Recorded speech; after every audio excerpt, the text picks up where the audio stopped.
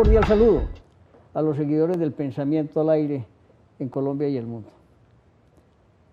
Vamos a hablar de un tema que creo que en Colombia poco se habla de él, aunque por debajo se maneja permanentemente. Guerra política y litigio jurídico. Para eso invito al abogado bolivariano Andrés Úsuga Marín, quien nos va a dar todo un conversatorio sobre ese tema tan importante. Recordando que además es especialista en varias materias y oficial naval de Colombia. Es un hombre que trabajó después en la flota mercante gran colombiana y ha tenido una historia grande a pesar de su juventud. De manera que cordial saludo, hombre, doctor Andrés. Doctor Antonio, muy complacido de estar en este programa del cual me confieso seguidor. Usted sabe que se lo he dicho varias veces y orgullosamente bolivariano, como usted lo dijo anteriormente. Muy bien, de manera que, hombre, los países tienen sus historias. Las organizaciones políticas en el mundo tienen tendencias. Unos comunistas, otros socialistas, otros derechistas, en fin. Pero a Colombia la miran de todos los lados. Todas las ideologías quieren tener control sobre Colombia.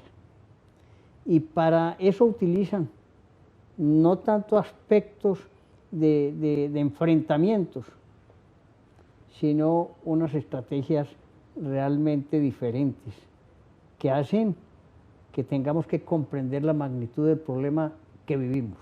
Y para eso dejamos al doctor Andrés que nos cuente un poquito sobre la guerra política y el litigio jurídico. Muchísimas gracias, doctor Antonio. Sí, específicamente estoy totalmente de acuerdo con usted en que Colombia es un laboratorio político desde hace muchísimas décadas. Lo que pasa es que la gente no se ha dado cuenta de eso.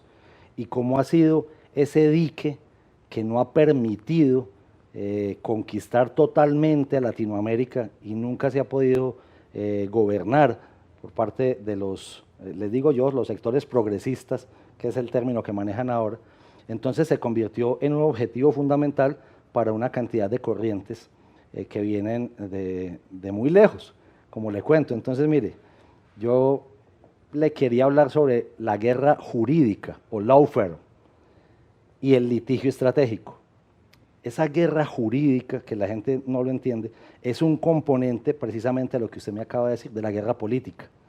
La guerra política tiene varios componentes y esta guerra, de la cual usted muy amablemente me invitó a hablar hoy, está acompañada de otras cositas, como la guerra gramatical, que es la lucha por las palabras, la lucha por ganarse las palabras, por posicionar las palabras, pero adicionalmente también sobre la guerra académica, de cómo ingresar personas afectas a determinadas ideologías a estar formando las generaciones del futuro con el objetivo de ir sembrando algún tipo de animadversión o algún tipo de situaciones y recoger frutos en el futuro ya con gente en los cargos públicos o privados. Es muy interesante. Han ido penetrando es la mente del ser humano. Exactamente, porque ellos no tienen afán. Ellos hacen algo que se llama el transbordo ideológico inadvertido. Qué maravilla, transbordo ideológico inadvertido, sí señor. Muy bien, vamos a apreciar todo esto porque hay que darle en detalle a nuestra audiencia todos estos términos que ayudan a entender el problema que tenemos en Colombia. Me contaba usted que desde tiempos de año más o menos 1994 ya se hablaba de eso en Estados Unidos, ¿no? Sí señor, desde el año 75 ya más o menos se identificaban en Australia qué era una guerra jurídica y cómo utilizar los instrumentos legales, el propio ordenamiento jurídico de un país, en contra del propio país. Entonces, después por allá en el año 99, dos coroneles chinos, fíjese usted qué curioso, escriben un libro muy interesante donde especifican cómo la guerra jurídica es un elemento o es una estrategia fundamental para luchar a nivel internacional. Ese libro de esos dos coroneles chinos es tomado por parte del Naval War College y también de las escuelas de posgrado de la Fuerza Aérea de los Estados Unidos y entienden que lo que había en ese libro era un mensaje claro y ellos traducen eso del chino al inglés y empiezan a convertirlo en una doctrina para enseñarle a sus oficiales superiores. Esos oficiales superiores empiezan a entender cómo la propia normatividad les empieza a afectar utilizándolo desde muchas barreras, desde muchos frentes.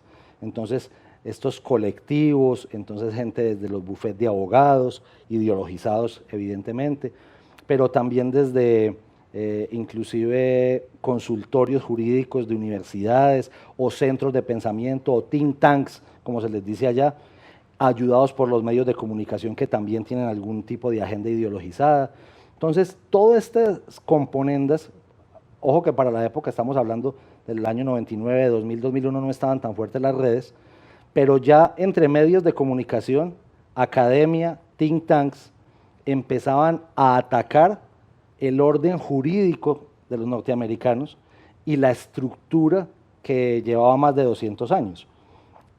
Ese ejercicio lo descubre un señor que se llama, era oficial de la Fuerza Aérea, Charles Dunlap, coronel de la Fuerza Aérea, que después asciende al grado de general, y empieza a escribir, crea unos manuales, crea una doctrina, y empieza a enseñarle a mucha gente cómo, no solamente desde adentro de los Estados Unidos, sino desde los estados que siempre se han considerado rivales de ellos, empiezan a atacarlos jurídicamente ya en cortes internacionales, a nivel mediático, y después llegarán las redes y esto será el molotov o el cóctel molotov perfecto para hacerlo. Hoy sigue este señor general Charles Dunlap profundizando sobre el tema. Ya el país, ya los Estados Unidos lo entienden como una doctrina en sus fuerzas militares, en su Army, en su Navy, en su USF, en su Coast Guard, lo entienden muy bien y empiezan a preparar a sus guerreros para poder luchar, contrarrestar. Claro, ellos tienen, por ejemplo, en el 2003 tenían desplegados más de 500 abogados en Afganistán, porque entendían que por donde los iban a atacar era por el lado jurídico. Y fíjese lo curioso, este concepto empieza a evolucionar y a nivel Latinoamérica los sectores progresistas se empiezan a quejar de ser víctimas de la guerra jurídica y del litigio estratégico. En Colombia, esto es un tema, como usted lo dijo al principio, doctor Antonio, no se habla mucho, no se conoce, en las facultades de Derecho no se habla, no hay think tanks que hablen de esto, muy poca gente. Y el sector progresista colombiano no se queja de guerra jurídica. Entonces llama mucho la atención, me llamó mucho la atención a mí eso, porque yo decía, ¿cómo es posible que todos los sectores progresistas, inclusive los que han gobernado, los Kirchner en Argentina, Lula en Brasil, Evo en Bolivia, el propio régimen en Venezuela, siendo régimen se queja de guerra jurídica, AMLO en México, ¿por qué en Colombia no se quejan? Y lo que hemos terminado descubriendo después de hacer un análisis muy profundo es que no se quejan porque la guerra jurídica acá la han venido utilizando son ellos, los sectores progresistas, por medio de corporaciones, de ONGs, de think tanks, de facultades de derecho, habrá que decirlo también con todos los nombres o con todos los arreos, han venido utilizándola en contra del Estado colombiano, y o sea que lo que supuestamente le han aplicado a los sectores progresistas en toda Latinoamérica, los sectores progresistas de Colombia se lo han venido aplicando, no solo al Estado colombiano durante muchísimo tiempo, de forma muy soterrada, sino también a algún otro sector político. Hombre, en eso, Andrés, vamos a tener que ser como puntuales y poner ejemplos. Sí, señor. Yo arranco diciendo es que hoy se percibe ese problema en las universidades, como usted bien lo dijo, gente joven, digamos de niveles de intelectuales buenísimos, tienen un pensamiento absolutamente claro de izquierda embuido por sus profesores. Ese es un trabajo soterrado.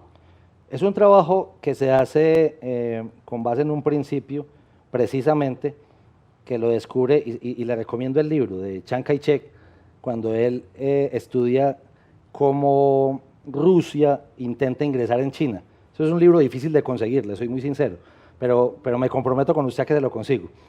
y empiezan a hacer la guerra popular prolongada. Y si no me lo presta, que yo lo devuelvo. No hay ningún problema. Prometo. Aunque los libros tienen orgullo y cuando se sienten prestados deciden no volver a las manos de su dueño. Por eso digo públicamente que lo devuelvo.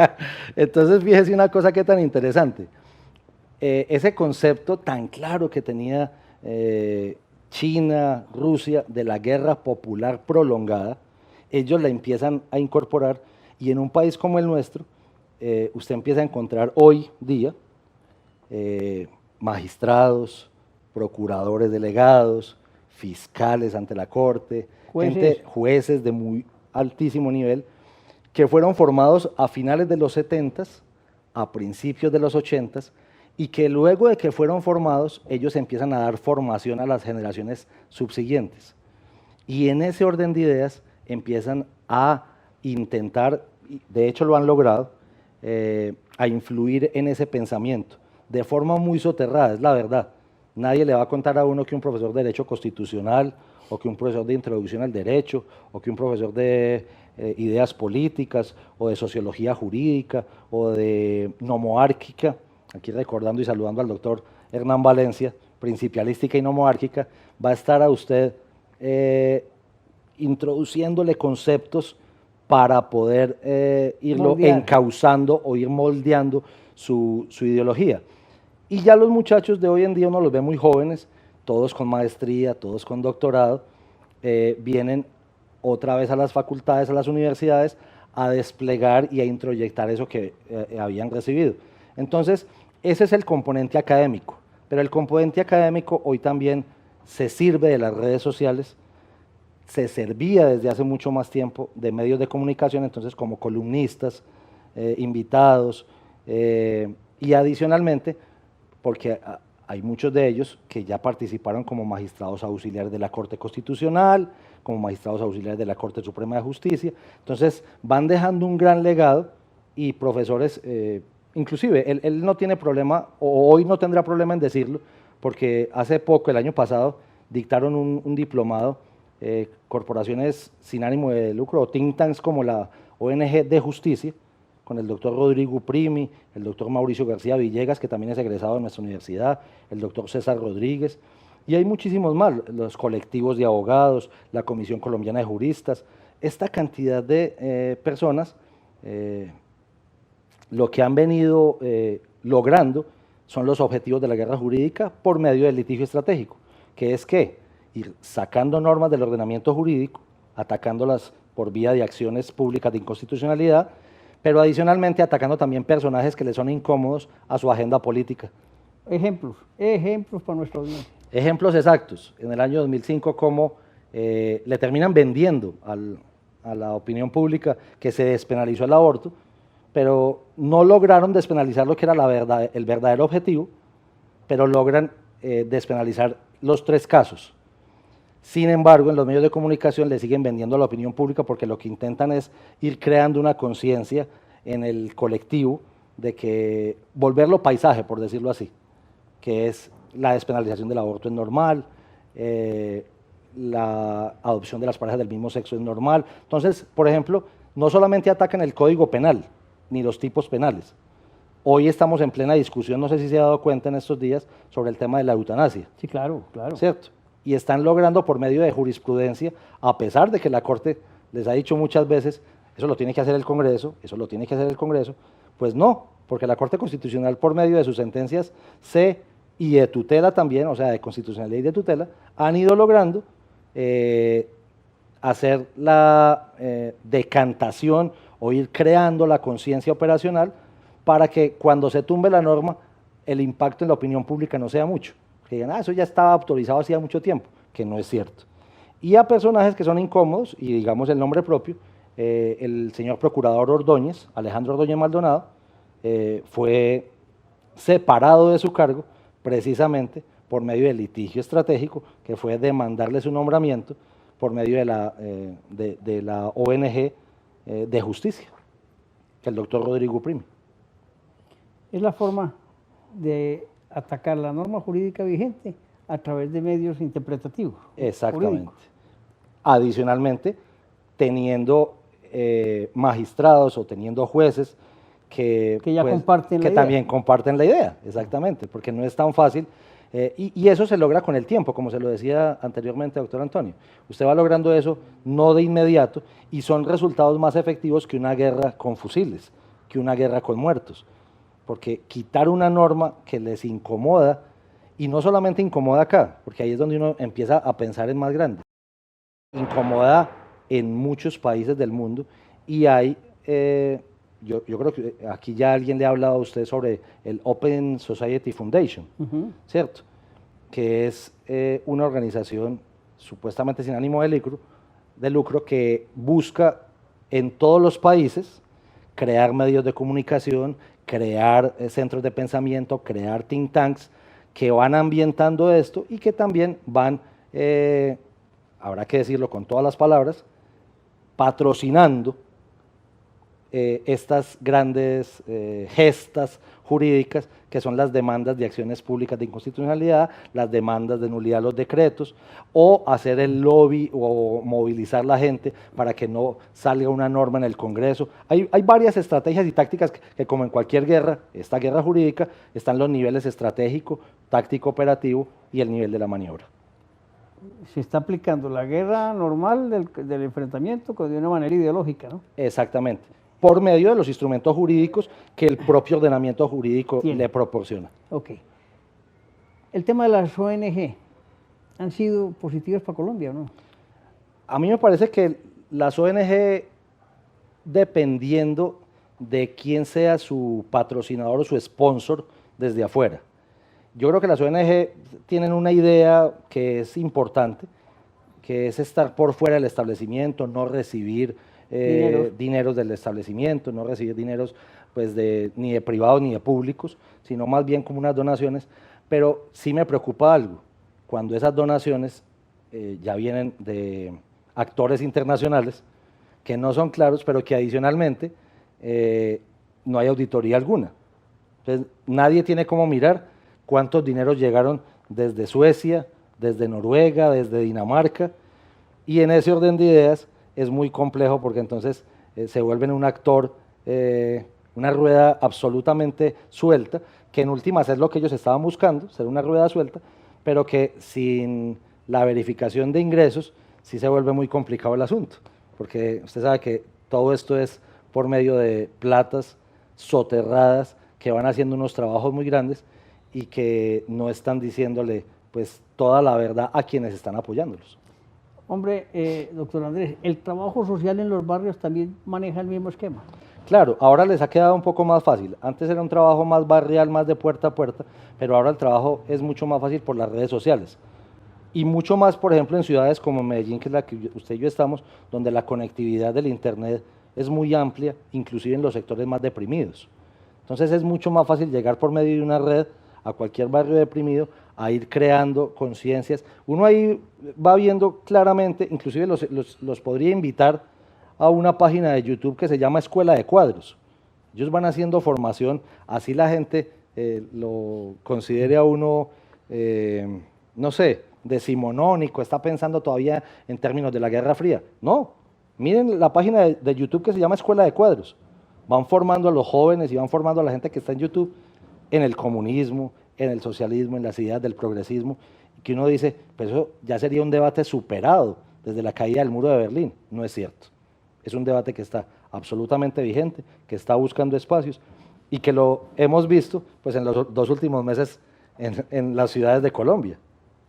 Hombre, en estos días hablando de ese tema de las escuadras, hubo un impacto grande cuando vimos a unos de esos de la llamada primera línea, preparando y jugando, haciendo disquejuegos con los niños en defensa de ataque y contraataque con escudos y cosas de esas. Eso es parte de ese trabajo que están haciendo. Claro que sí. ¿No? Imagínese utilizar la lúdica para ir ideologizando a niños. Y ahí sí no ve a uno a nadie de los autodenominados defensores de derechos humanos luchando por el derecho de los niños. Ahí sí no ve a nadie, como en estos días que está el pueblo cubano levantado contra el régimen, no ve uno a nadie haciendo la defensa de los derechos humanos. Entonces, ahí empieza uno a entender ese concepto que han dicho ya varios, que no, más que derechos humanos son izquierdos humanos. Y tristemente, fíjese usted, veía yo con curiosidad las marchas de Cuba, cómo en Cuba nadie de los que sale a la calle está encapuchado. Qué diferente, ¿eh? Con un régimen tan fuerte de 62 años y allá nadie sale encapuchado porque están en defensa de la libertad. Acá, supuestamente, están defendiendo la libertad, pero salen encapuchados a hacer vandalismo. A hacer vandalismo. Pero el tema de Cuba me parece muy importante. Es decir, yo he visto manifestaciones absolutamente masivas y no lo había visto nunca en Cuba. Frente a ese pedido urgente de libertad, ese pedido urgente de mejorar la condición, porque es que Cuba es un estado fallido. Claro que sí, y fíjese usted por dónde se revienta la pita en Cuba. Increíblemente, la pandemia fue lo que ayudó a esto. La gente no ha hecho muy bien el análisis, pero fue el cerramiento de aeropuertos, fue la crisis de las aerolíneas, en últimas, fue la crisis del turismo lo que llevó al pueblo cubano a darse cuenta de la crisis tan terrible en la que estaba y el régimen le pone una cerecita que es limitar el internet. Que era, y cerrarlo, ¿no? Exactamente, porque la gente no entiende muy bien. Usted puede cerrar el internet en Cuba cuando no tiene muchos turistas adentro de la isla, pero cuando tiene turistas adentro de la isla no lo puede hacer. Como no tienen turistas, cierran el internet y el pueblo se levantó en armas. Fíjese qué tan paradójico eso. Fue la pepita del internet lo que levantó al pueblo en armas, vía que no le estaba llegando turismo. Pero ahí sí ninguno en Colombia de los de izquierda se ha pronunciado. Usted bien lo dice. Ninguno. Puedo decir nombres. Y todos calladitos. Todos, no, ahí sí no hay derechos, ni libertades, nada, ni garantías, ni hay nada. derechos ciudadanos, porque están atacando al régimen que es amigo de ellos de toda la vida. No, y el régimen que ha subsidiado toda toda la lucha armada de acá. Y la violencia en Colombia. No solamente subsidiado, formado, entrenado, capacitado y refugiado.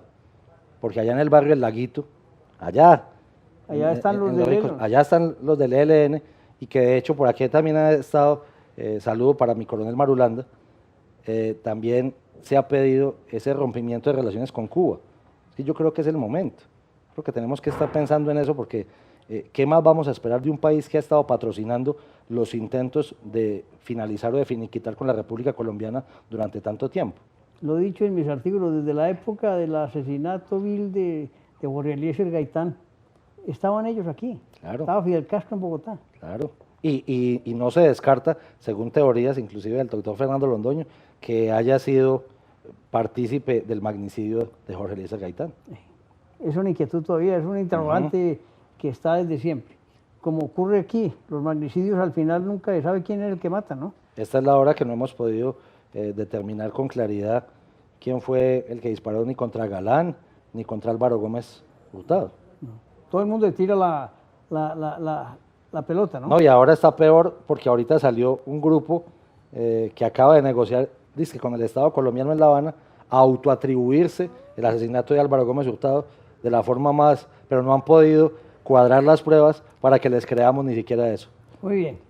Hombre, estamos en las ONG. Ese es un bastión de penetración de ideología. Miren, porque no está hablando ni de derecha ni de izquierda, sino de ideología. Porque en la práctica se traduce de una manera distinta, ¿o no, doctor Andrés? Así es, doctor Antonio. No solamente ONG, think tanks, hay una cantidad de movimientos, colectivos, y fíjese en algo, volviendo un poco a la realidad, los temas estos de primera línea, toda esta cantidad, todo el relato o todo el discurso, todo el libreto, para decirlo mejor, el libreto que se vivió acá en estos 2 meses desde el 28 de abril, es el libreto que vivieron en Chile, en el año 2019, calcado el libreto. Lo que sí preocupa es que no hayamos estado anticipando ese libreto, y también en Ecuador, y esa brisita bolivariana de la que habló el señor Diosdado Cabello.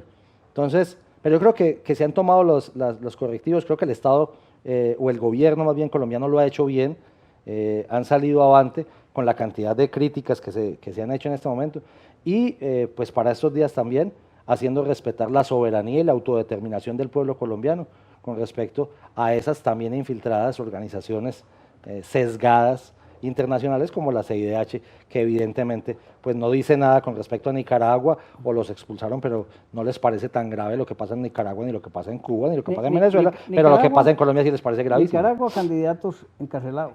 18. Venezuela, candidatos encarcelados. En Colombia vienen y dicen que aquí no hay bloqueos, sino cortes. Cortes. Hombre, por Dios, empezamos a utilizar el lenguaje inapropiado. Que la engaña. Guerra, como se la dije ahorita, la guerra gramatical. La guerra gramatical. Nos están ganando las palabras, se apoderan de la paz, se apoderan de de derechos humanos, se aprovechan de una cantidad de palabras que se apropian y que ninguno que no sea de ese sector ideológico las puede pronunciar, porque parece ser que las escrituraron a nombre de ellos nomás. Fuera de las ONG, retomando, ¿qué otros estamentos o tipos de organización están en este tema de la guerra jurídica y el litigio? Y el litigio estratégico. Yo creo que es muy evidente lo que pasó inclusive con el colectivo José Alvear Restrepo, con la Comisión Colombiana de Juristas, el señor Gallón, y si usted se encuentra, lo que pasa es que ese trabajo casi nadie lo ha hecho. A mí me ha tocado en la academia y en otras cosas como funcionario público ir a indagar. Fíjese usted con esa figurita del amicus curiae, que casi nadie la conoce, que es cuando ingresa una demanda a la Corte Constitucional, entonces llega una facultad de derecho, o la Comisión Colombiana de Juristas, o el colectivo José Alvear Restrepo, y dicen, yo quiero que me den la palabra, pero también algunas facultades de derecho. Quiero que me den la palabra, exponen, explican a favor del demandante, a favor de sacar la norma del ordenamiento jurídico, e incluso a favor de tumbar en el Consejo de Estado, que me tocó verlo, de tumbar un nombramiento de personajes que les fueran incómodos a sus intereses, y con eso los jueces afectos a su causa dicen, pero es que mire que es la academia la que lo está diciendo, es la gran academia, es el centro de pensamiento el que lo está diciendo, y se unen todos esos, más los medios de comunicación afectos a ellos también, crean todo un ambiente, presionan o supuestamente presionan al juez o al magistrado que va a fallar, y evidentemente fallan en contra de lo que piensa casi toda la opinión pública en Colombia, que sale a decir, pero ¿cómo es posible que fallaron eso? Y el magistrado salía a decir, no, pero es que mire que la academia lo está avalando, mire que los centros de pensamiento lo están avalando, mire que son los ciudadanos, los colectivos de ciudadanos organizados los que lo están avalando. Y lo que hay que buscar es quién está detrás de los colectivos, quién está detrás de esas facultades de derecho que brincan de medio de comunicación, inclusive a los censores de las redes sociales hoy en día. Entonces, yo creo que es importante que el país entienda que el litigio estratégico funciona porque nosotros, o porque la opinión pública ha estado como en una abulia, como en un adormilamiento, como que no nos damos cuenta de cómo es que funcionan las cosas, mientras ellos siguen trabajando desde hace mucho tiempo de manera soterrada. Eso es clarísimo, doctor Andrés. Mire, yo lo he visto en el tema, digamos, sindicales, en el tema socialista, en el comunismo, que trabajan día y noche sin parar. Y la democracia Quieta. Trabaja 8 horas. Claro. No se preocupa, no nos preocupamos por mantener ese orden y disciplina que genera el desarrollo en la democracia. Y ellos no tienen afán. Tarde que temprano llegará. Exactamente. En cambio, los regímenes democráticos sí tienen el afán del cumplimiento del mandato por 4 años, cumplimiento del mandato por los 5 años. Ellos no tienen afán precisamente por el principio de la guerra popular prolongada. En algún momento llegará los frutos de la siembra que hicieron. Como lo dice Gustavo Petro, el mandato de él no va a durar 4 años, dice 20, ¿no? Y lo está cantando desde ahora. Y lo está cantando. Pero nadie se da cuenta de eso, o nadie lo ataca. Y nadie lo ataca. Increíble, ¿no? Porque es que los que lo tienen que atacar también están influidos en los medios de comunicación por gente que comparte su pensamiento progresista. Y empezaremos 2, 3 años después con los ay. Con los ayayay. Estamos avisados. Lo más triste de todo, que haya personas en la academia que se estén prestando a eso también. Y empezarán a explicar, imagínese, le voy a poner el ejemplo específico con lo que usted me acaba de decir. Cuando Gustavo Petro diga que el programa es de tan largo plazo que no lo puede hacer en 4 años, sino que necesita al menos otros 2 o 3 periodos, empezarán profesores a avalar ese tipo de propuestas.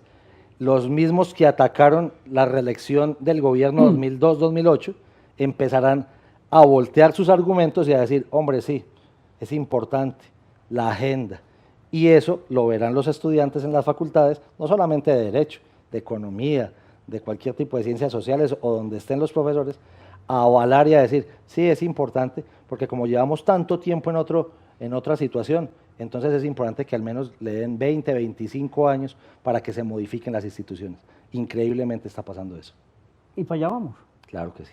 Esperemos que todavía se demore y logremos superar esa adversidad que se nos viene el próximo año, ¿no? Así lo esperamos. Por ahí lo están diciendo bastante. Ojo con el 2022. Y es precisamente desde todos estos frentes, desde el frente académico, desde el frente mediático, desde el frente de las redes sociales. Estos programas como el suyo son absolutamente importantes, doctor Antonio, para que la gente vaya despertando un poquito. Y no estamos diciendo que los sectores progresistas no tengan el derecho a hacerlo. Todos estamos en derecho de profesar algún tipo de ideología, de filosofía, sin embargo, que no se vuelva un unanimismo y que entonces los que pensamos diferente a ellos, entonces estamos condenados al ostracismo o a los ataques mediáticos y de redes sociales por pensar diferente a ellos. Yo sé, por ejemplo, y veo, para ser más preciso, senadores y hombres que han sido públicos como el senador Jorge Robledo. Ese hombre tiene ideas muy valiosas. Y es coherente. Y es coherente, ha sido coherente. Toda la vida en el MOIR. Toda la vida en el MOIR. Y defiende su movimiento, y defiende sus ideas, pero dentro de la democracia. Así es. Y tiene grandes diferencias. Y no hace lo que sentimos que está pasando después del Pacto Habanero, que es la combinación de todas las formas de lucha.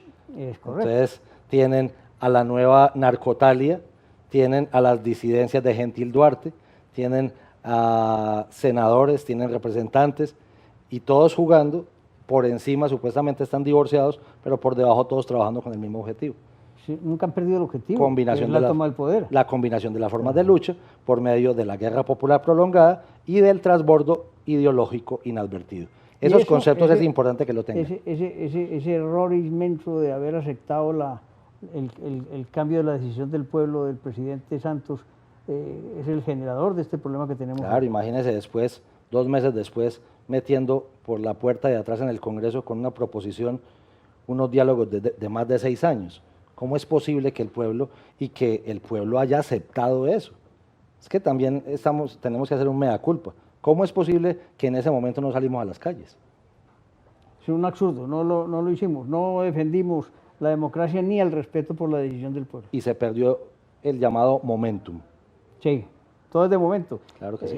Estamos aquí mostrándole a la comunidad nacional e internacional que hay una guerra muy clara, una guerra jurídica buscando penetrar las bases del pueblo colombiano a todos los niveles, desde el nivel más alto hasta el nivel más bajo, buscando la toma del poder y buscando llevar a Colombia por el camino de la izquierda, por el camino fallido del comunismo y el socialismo, donde tenemos ejemplos muy claros de Cuba, Venezuela, Bolivia, Argentina. La situación de Argentina hoy es nefasta. Calamitosa. Calamitosa. Ecuador, que se salvó, y muchos países de Centroamérica que tienen unas condiciones terribles. La democracia es tan frágil, doctor Antonio, tan frágil, que la tenemos que cuidar entre todos. Esto no es solamente de los políticos, esto no es solamente de los líderes, esto es de todos los que actuamos en la realidad, porque lo que están buscando ellos es sustituir el modelo y las instituciones republicanas, pero de forma inadvertida. Pero si ya lo descubrimos cómo lo están haciendo, ¿cómo es posible que no diseñamos mecanismos para proteger nuestra democracia? Es simplemente esa es la invitación. Ejemplo final, FECODE ha penetrado la mente de los estudiantes colombianos dentro de la democracia.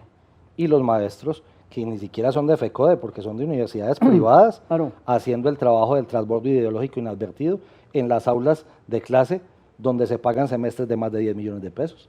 Así es. Mensaje final, doctor Andrés. Muy agradecido con usted, protejamos la democracia, doctor Antonio. A usted no se imagina el agradecimiento por estos espacios, por poderle decir a la gente estas cosas y que la gente investigue un poquitico más. Yo tengo un eslogan por ahí que digo, pero no me crea, busque y lea. Eso lo repito bastante y es mi eslogan de batalla. No me crean a mí, busquen con los daticos que les di o con los términos que les di, transbordo ideológico inadvertido, guerra popular prolongada, búsquenlos y dense cuenta de lo que nos están haciendo y de cómo estamos de dormidos para reaccionar y que de pronto no vamos a tener todo el tiempo. Doctor Andrés, el pensamiento te agradece inmensamente la presencia. Muchísimas gracias, doctor Antonio.